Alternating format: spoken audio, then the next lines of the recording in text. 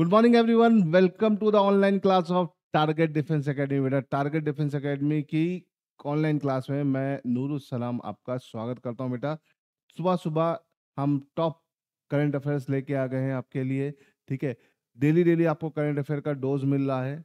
और अगर हम यहाँ पे बात करते हैं कि भैया जो भी करंट अफेयर हम पढ़ा रहे हैं उसका पीडीएफ भी हम आपको दे रहे हैं, तो पीडीएफ पाने के लिए आप टेलीग्राम चैनल ज्वाइन करिए, है ना। और इस टॉपिक से रिलेटेड जो भी क्विज वगैरह है वो भी आपको बेटा कहाँ मिलेगी? टेलीग्राम चैनल पे। तो टेलीग्राम चैनल को जरूर ज्वाइन करिए। टारगेट डिफेंस एकेडमी का टेलीग्राम चैनल है, डिस्क्रिप्शन में नीचे लिंक दिया हुआ है, वहां से आप इसे डाउनलोड कर सकते हैं। अगर आप वहां से नहीं चाह रहे हैं तो सीधे सर्च मारिए टारगेट डिफेंस एकेडमी टेलीग्राम पे, आपको हमारा चैनल मिल जाएगा। ठीक है बेटा। तो आगे बढ़ने से पहले एक छोटा सा अनाउंसमेंट है कि हमारे नए बैचेस जो हैं एनडीए के, बेटा वो पर कांटेक्ट कर ले, ताकि पूरी की पूरी डिटेल यहाँ पर मिल जाएगी। जो भी क्वायरीज है आप यहाँ पे फ़ोन करके पूछ सकते हैं। ऑफलाइन बैचेज हैं, लखनऊ में है, इसे याद रखिएगा। चलिए शुरू करते हैं आज के सेशन को, और आज के पहले क्वेश्चन के साथ। ठीक है, आज का जो पहला क्वेश्चन है, व्हाट इज K2-18b? K2-18b बेटा क्या है? तो आपके पास यहाँ पर चार ऑप्शन है। आप planet outside the solar system, आप planet inside the solar system, a missile technology, it is a black hole moving toward the earth, है ना। आपका चार ऑप्शन है बेटा। तो K2-18b क्या है? A planet outside the earth solar system. बेटा, जो हमारा सोलर सिस्टम है ना, उसके बाहर एक ऐसा प्लैनेट है जहां पे माना जा रहा है लाइफ है ना। ये हमसे, मतलब अर्थ से, है ना बेटा, 120 लाइट ईयर दूर है ना। Light year is the unit of distance, याद रखिएगा। 120 लाइट ईयर दूर है। और साइंटिस्टों ने यहाँ पर दो तरह के केमिकल्स पाए हैं, एक है DMS एंड DMDS। और ये केमिकल तभी रिलीज होते हैं जब किसी जगह पर लिविंग थिंग्स होती हैं। तो इनका ये मानना है कि भैया ये यहाँ पर लाइफ हो सकती है ना। और इस तरह का जो प्लैनेट है ना, K2-18b जो इसका नाम रखा गया है ना, इसका स्काई जो है वहाँ पे हाइड्रोजन बहुत पर्याप्त मात्रा में है। साथ ही साथ इसका जो सी है उसके अंदर फाइकोफ्लाइटन वगैरह बहुत ज़्यादा पाए जा रहे हैं, जो कि एलियन सिस्टम से काफ़ी ज़्यादा है, सॉरी हमारे बोल सकते हैं अर्थ से काफ़ी ज़्यादा सिमिलरिटी रखते हैं। तो इसे ध्यान रखिएगा। तो K2-18b एक क्या है? एक प्लैनेट है जो हमारे सोलर सिस्टम से बाहर है। 120 लाइट ईयर्स है बेटा, याद याद रखिएगा, है ना। 120 लाइट ईयर्स। ठीक, हमारे सोलर सिस्टम की अगर हम बात करते हैं तो हमारे सोलर सिस्टम में बहुत सारे प्लैनेट है, 8 प्लैनेट्स हैं, है ना। एक सन है और 8 प्लैनेट्स है ना। शुरुआत किससे होती है? मरकरी से, फिर वीनस, फिर अर्थ, फिर मार्स, फिर जुपिटर, सैटर्न, यूरेनस, नेपच्यून, है ना। शुरू के जो 4 प्लैनेट हैं, है ना, उसे हम टेरेस्ट्रियल प्लैनेट बोलते हैं। और बाहर के जो 4 प्लैनेट है उसे हम गैसियस प्लैनेट बोलते हैं। याद रखिएगा। ये सारे पॉइंट्स हैं जो, देखिए अब ये प्लैनेट न्यूज़ में आया है तो सोलर सिस्टम अपने आप ही न्यूज़ में आ जाएगा, है ना।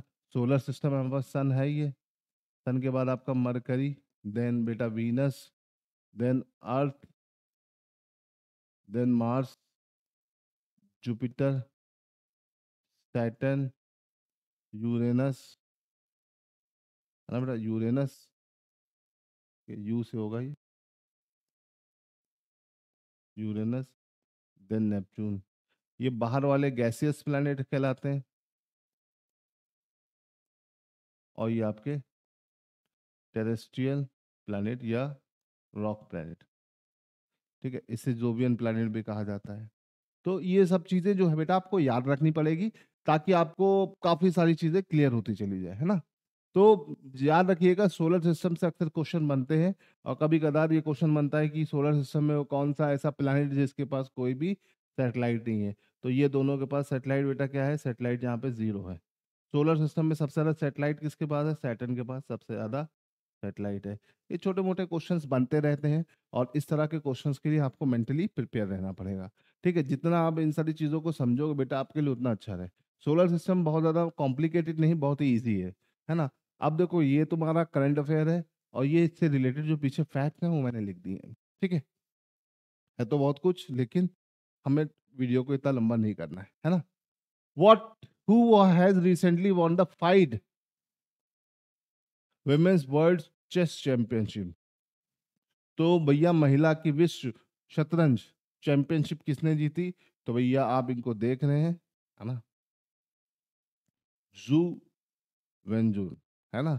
जू वेंजुन ने इस चैंपियनशिप को जीत लिया है, इसे याद रखिएगा।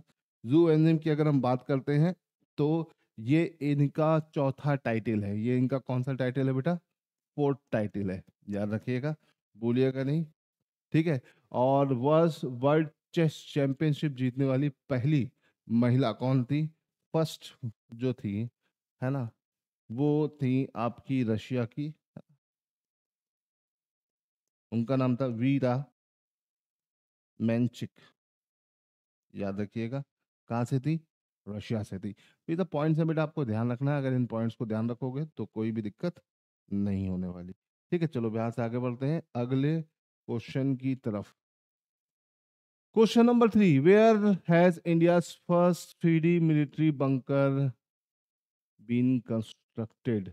भैया भारत का पहला मिलिट्री बंकर कहाँ पे बना? तो वो बना भैया लद्दाख में। कहाँ बना? लद्दाख में। ऑप्शंस आपके पास बहुत सारे हैं, लेकिन इसे याद रखिएगा, लद्दाख है।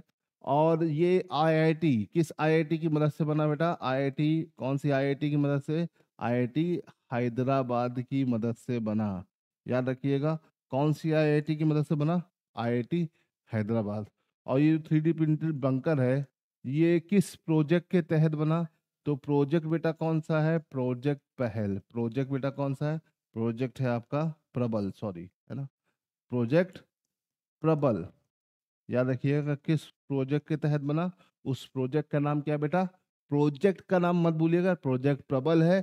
कौन सी आईआईटी की मदद से बना? आईआईटी हैदराबाद की मदद से बना, ठीक है। और ये भारत का सबसे ऊंचाई पर स्थित 3D प्रिंटेड मिलिट्री बेस है, 11,000 फीट की ऊंचाई पर है ना। और अगर हम बात करें तो सिर्फ मात्र 14 घंटे में तैयार हुआ। कितने घंटे बेटा? 14 आवर्स में तैयार हो गया। ये अपने आप में बहुत बड़ा रिकॉर्ड है ना। तो आजकल 3D मॉडल पे बनने वाले बहुत सारे आर्किटेक्ट आ गए हैं। अब हमारे पास मिलिट्री बंकर आ गया है, ठीक है। जापान में वो स्टेशन बन गया था 6 घंटे में, है ना। तो अब ये सब न्यूज में आ रहा है, तो इसे थोड़ा सा ध्यान रखिएगा, गड़बड़ मत करिएगा, ठीक है। ये सब बार बार पेपर में पूछे जाते हैं। चलो आगे बढ़ते हैं। JD Vance, sorry, JD Vance is on India visit, he is the vice president of US, है ना। यूनाइटेड स्टेट ऑफ अमेरिका के ये वाइस प्रेसिडेंट है, इसे याद रखिएगा। जेड वैन की अगर हम बात करते हैं तो ये यूएस के प्रेसिडेंट है जो भारत की विजिट पर आए हैं। अभी ये भारत की विजिट पर ही है ना। और अगर हम बात करें तो ये काफी सारे अलग अलग काम करके जाएंगे इंडिया आए हैं तो। अब इनकी खास बात क्या है भैया? ये यूएस के 50वें वाइस प्रेसिडेंट है और फर्स्ट प्रेसिडेंट है जनरेशन वाई के, ठीक है। जनरेशन वाई बेटा क्या होती है? जनरेशन वाई वो जनरेशन होती है जो 1981 से 1996 के बीच में पैदा हुई, उसको हम बोलते हैं जनरेशन वाई। और जनरेशन जेड कौन सा होता है बेटा? जनरेशन जेड है आपका वो जनरेशन जो 1997 से 2012 के बीच में बॉर्न हुआ, है ना। देखो, जनरेशन वाई, जनरेशन जेड, फिर उसके बाद आता है अल्फा, है ना। अल्फा कौन से होते हैं? जो 2012 से 2024 के बीच में बॉर्न हुए हैं, वो सब अल्फा जनरेशन है। जो आजकल बच्चे पैदा हुए हैं लास्ट ईयर तक, वो अल्फा है। अब अगली जनरेशन शुरू हो गई, बीटा जनरेशन। बीटा जनरेशन जो है बेटा, बीटा जनरेशन का जो एरिया है वो 2025 से 2039 के बीच में है, याद रखिएगा। तो भैया जनरेशन वाई के ये पहले प्रेसिडेंट है, इसे याद रखिएगा, ठीक है। इसे ध्यान रखना है। ये जनरेशन आजकल न्यूज में है तो हो सकता है पेपर में आ जाए। तो generation Y, generation Z, generation alpha, generation beta, ये थोड़ा सा जनरल इंफॉर्मेशन है, इसे ध्यान रखिएगा, ठीक है। चलो आगे बढ़ते हैं। हाँ भाई, what is the theme of earth day, है ना। तो भैया पृथ्वी दिवस का मुख्य थीम क्या है? तो देखो, अर्थ डे की बेटा अगर हम बात करें तो हर साल 22 अप्रैल को हम बेटा क्या मनाते हैं? अर्थ डे, है ना। 22 मार्च को क्या मनाते थे बेटा? 22 मार्च को मनाते थे वाटर डे, याद रखिएगा। और 22 मई को हम क्या मनाएंगे बेटा? 22 मई को मनाएंगे बायोडायवर्सिटी डे। ठीक है, तो ये 22 तारीख लगातार बहुत ज्यादा इंपॉर्टेंट है, तो इसे गलत मत करिएगा, भूलिएगा नहीं। तो 22 अप्रैल को हम बेटा क्या सेलिब्रेट करते हैं? अर्थ डे। अर्थ डे की बेटा अगर हम बात करें तो ये कब शुरू हुआ था? ये 1970 में इसका कॉन्सेप्ट दिया था। ठीक है, इसका कॉन्सेप्ट दिया था जॉन मैककॉनल ने, जॉन मैककॉनल, है ना। उन्होंने बोला था भैया 21 मार्च को हम ऐसा करते हैं, सबसे बड़ा दिन शुरुआत होती है, दिन और रात बराबर होते हैं, दिन बढ़ना शुरू हो जाता है, तो हम भैया 21 मार्च को ये मनाने की सोच रहे हैं, है ना। लेकिन लेटर ऑन, ठीक है, गेलॉर्ड नेल्सन ने, गेलॉर्ड नेल्सन ने, है ना, इसको 22 अप्रैल कर दिया। तो हम इसलिए इसे हर साल बेटा 22 अप्रैल को मनाते हैं। ठीक है, अब देखो यहाँ पर ध्यान देने वाली बात क्या है कि भैया इसकी थीम क्या है ना। तो हमारे पास ये सभी थीम है लेकिन अलग अलग ईयर की है। इस साल की थीम है अवर पावर अवर प्लानिट, है ना, हमारा प्लानिट ही हमारी पावर है। ठीक है, ये आपकी 2024 की थीम है, ये आपकी 2023 की थीम है। तो इसे ध्यान रखिएगा, ये थीम अक्सर पूछ ली जाती है ना, या मैच करने को दे दी जाती है, तो गलत मत करिए। आई होप कि आपको बात समझ में आ रही होगी। ठीक है, बहुत ही इंपॉर्टेंट चीजें मैं बता रहा हूँ, बहुत ज्यादा कॉम्प्लिकेटेड नहीं, इजी गोइंग है, बस आपको ध्यान रखना है। ठीक है, चलो।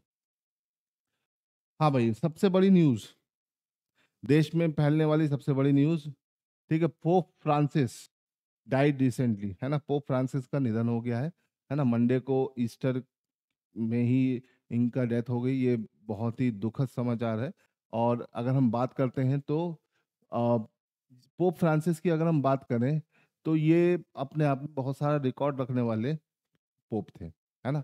पोप फ्रांसिस की बेटा अगर हम बात करते हैं, है ना, तो पोप फ्रांसिस जो है हमारे, इनका नाम फ्रांसिस नहीं है एक्चुअली, है ना। ये पोप फ्रांसिस जो है, ये किस देश से थे? तो ये अर्जेंटीना ब्यूनस आयर्स में पैदा हुए थे, है ना।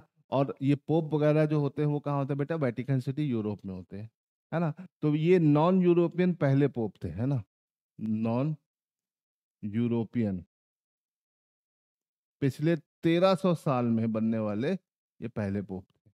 साथ ही साथ अगर हम बात करते हैं तो ये अमेरिकन मूल के पहले पोप थे, है ना। और सदर्न हेमिस्फीयर के भी पहले पोप थे, है ना। सदर्न हेमिस्फीयर मतलब इक्वेटर के नीचे जो एरिया है, उस एरिया से आने वाले ये इकलौते पोप थे। तो इनके नाम बहुत सारे रिकॉर्ड थे, इन्होंने बहुत सारे रिफॉर्म्स किए हैं, है ना। कई सारी चीजें ऐसी करी हैं, ठीक है, सेम सेक्स मैरिज करने वालों को परमिशन देना, है ना। बहुत सारे ऐसे ऐसे रिफॉर्म कर दिए हैं जो कि बोल्ड मूव के लिए इन्होंने ओके किया, जो कि होना नहीं चाहिए, मतलब हर कोई इस पे कतराता है इतनी बड़ी पोस्ट पर, लेकिन इन्होंने ऐसा किया, है ना। 88 ईयर्स की एज में इनकी डेथ हो गई, हार्ट फेलियर और स्ट्रोक की वजह से। काफ़ी टाइम से इनकी हेल्थ इश्यूज थे, लंग्स में इन्फेक्शन था, 5 हफ्ते से इनका ट्रीटमेंट चल रहा था, लेकिन अभी क्या हुआ, अभी इनकी डेथ हो गई मंडे को। ठीक है, अब अगर हम बात करते हैं पोप फ्रांसिस की बेटा, तो पोप फ्रांसिस के बारे में हमें बहुत सारी चीजें हैं जानने के लिए, है ना। इनका बेटा रियल नेम क्या था ये भी जान लीजिए, रियल नेम, है ना,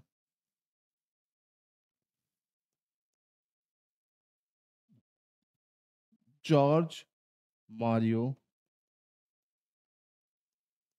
बर्गोलियो, बर्गिलियो, ठीक है, याद रखिएगा। अब आपके लिए एक क्वेश्चन है ना, ये कौन से नंबर के पोप थे, आपको ये बताना है ना। अभी इनके बाद अब कौन आएगा इसके लिए एक चुनाव होगा, है ना। और काफी लंबा चलता है, फिर एक 2013 में ये पोप बने थे, याद रखिएगा, है ना। और तब से अब तक ये चले आ रहे हैं, है ना, काफी लंबा टाइम रहा है इनका। ठीक, तो अब नए पोप कौन बनते हैं ये देखने वाला है। ठीक है, तो पोप फ्रांसिस के निधन के बाद हमारे पास अब कौन नए पोप आते हैं देखने वाला है। खास बात क्या है कि अब नए पोप की वोटिंग के लिए 4 भारतीय भी इसमें शामिल होंगे, भारत से भी 4, जो आपके बोल सकते हैं पादरी हैं, वो इसमें पार्टिसिपेट करेंगे। चलिए अब आगे बढ़ते हैं। हाँ बेटा, ये क्वेश्चन बहुत बार आया है, कई बार आया है और पेपर में लगातार आता रहता है। Which of the following is known as green gold, है ना, हरा सोना किसे कहा जाता है ना। तो बेटा marijuana, bamboo, crude oil, jute. तो भैया ग्रीन गोल्ड की अगर हम बात करें तो बैम्बू को कहा जाता है, बांस को कहा जाता है ना। बैम्बू एक तरह की ग्रास है ना, और इसे हम ग्रीन गोल्ड बोलते हैं, है ना, क्योंकि इसके लाइट वेट होने की वजह से और मजबूती की वजह से इसको ग्रीन गोल्ड कहा जाता है। ये हर जगह नहीं उगता है ना। इंडिया में नॉर्थ ईस्ट में बहुत पाया जाता है, नॉर्थ ईस्ट में बहुत पाया जाता है, इसे याद रखिएगा। ठीक है। क्रूड ऑयल ब्लैक गोल्ड है बेटा, कौन सा गोल्ड है? ब्लैक गोल्ड, है ना। काला सोना किसे कहा जाता है? क्रूड ऑयल को। ठीक है। और इसको गोल्डन फाइबर रेवोल्यूशन से रिलेट करते हैं, किसे? जूट को, है ना। कई बार पूछा था गोल्डन फाइबर रेवोल्यूशन किस क्षेत्र से संबंधित है, तो ये है आपका जूट से, है ना। गोल्डन फाइबर रेवोल्यूशन, कई तरह के रेवोल्यूशन होते हैं, तो गोल्डन फाइबर रेवोल्यूशन किससे संबंधित है बेटा? जूट से, इसे याद रखिएगा। तो यहाँ बैम्बू की अगर हम बात करें तो बैम्बू बहुत मजबूत है, और बैम्बू इंडिया में सबसे ज्यादा कहाँ होता है? नॉर्थ ईस्ट में, है ना। बैम्बू को खाते हैं आपके पांडा, पांडा खाते हैं, और पांडा भी कहीं कहाँ मिलेंगे? जहाँ पे उनको बैम्बू मिलेगा। तो इंडिया में सबसे ज्यादा पांडा की एग्जिस्टेंस अगर देखी जाती है नॉर्थ ईस्ट में, अरुणाचल प्रदेश, और बैम्बू भी वहीं पे सबसे ज्यादा है, इसे याद रखिएगा। तो अरुणाचल प्रदेश में बैम्बू और पांडा दोनों मिलेंगे बेटा, है ना। हर चीज को रिलेट करती है, इसे याद रखिएगा। ठीक है। Together, together Agnikheli festival celebrated in which state of India. तो बेटा टूटेधर अग्निखेली जो है, ये कर्नाटक में बेटा सेलिब्रेट किया जाता है, कर्नाटक के कई हिस्सों में इसे सेलिब्रेट किया जाता है। ये एक तरह का लाइट फेस्टिवल होता है, जिसमें आग, या बोल सकते हैं अग्नि की को का खेल होता है, और उसको पूजा भी जाता है, इसे ध्यान रखिएगा। ठीक है। कहाँ मेनली सेलिब्रेट होता है? कर्नाटका में होता है मेनली, है ना। होता तो और भी अगल बगल के स्टेट में है, बट मेनली ये कर्नाटका में सेलिब्रेट होता है। चलो आगे बढ़ते हैं। ये बड़ी न्यूज़ है, 42nd वीफैंग इंटरनेशनल काइट फेस्टिवल्स, है ना। पतंग उड़ाने वालों के लिए बहुत इंपॉर्टेंट फेस्टिवल है ना बेटा। काइट फेस्टिवल कहाँ पर हुआ? 42nd नंबर का, है ना। 42वां काइट फेस्टिवल, है ना। तो बेटा इनमें आपके पास चार ऑप्शन है, टोक्यो, शानडोंग, बीजिंग, किंगाई। तो भैया देखो इंडिया में तो नहीं है, इंडिया में पतंग उड़ाने वालों की संख्या बड़ी लिमिटेड है। तो भैया ये कहाँ पे हुआ? ये हुआ शानडोंग में, शानडोंग, याद रखिएगा। बेटा जब हम शानडोंग की बात करते हैं तो ये है आपका kite capital of the world, है ना। इसे हम क्या बोलते हैं? Kite capital of the world, याद रखिएगा। काइट कैपिटल, पतंग वतंग का सबसे पहले शुरुआत यहीं पर हुई, इसे ध्यान रखना है। ठीक है। अब इस काइट फेस्टिवल में खास बात क्या है? तमिलनाडु ने, भारत के किस राज्य ने पहली बार डेब्यू किया? तमिलनाडु। तो तमिलनाडु ने यहाँ पर डेब्यूटेंट के फॉर्म में अपना शुरुआत कर दिया। ठीक है। तो याद रखिएगा तमिलनाडु ने इसमें अपना डेब्यू शुरू कर दिया है। और अगर हम बात करते हैं 50 से ज्यादा देशों ने, 50 कंट्रीज से भी ज्यादा ने इसमें पार्टिसिपेट किया। इंडिया से कौन गया? तमिलनाडु गया। तमिलनाडु में काफी ज्यादा स्कोप है पतंग का, है ना। इंडिया में तमिलनाडु की अगर हम बात करें तो तमिलनाडु ने इंटरनेशनल, ठीक है, काइट फेस्टिवल 2025